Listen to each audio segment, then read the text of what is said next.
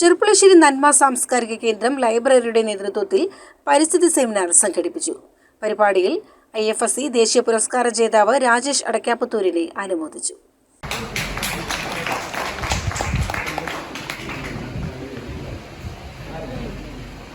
നന്മ vice chairman K Balakrishnan അധ്യക്ഷത വഹിച്ച പരിപാടി taluk library council joint secretary Ajith Kumar ഉദ്ഘാടനം ചെയ്തു.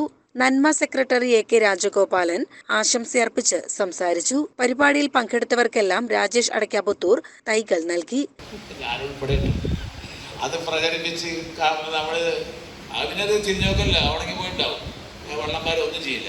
അപ്പം അതുകൊണ്ട് ഇത് എല്ലാവർക്കും വേണ്ടി നമ്മൾ ചെയ്യേണ്ടതാണ്.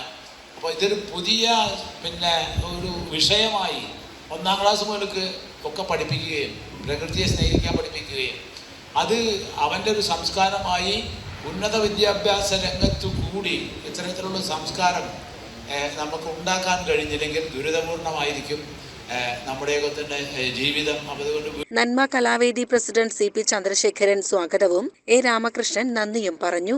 CCN ചെറുപ്പുളശ്ശേരി.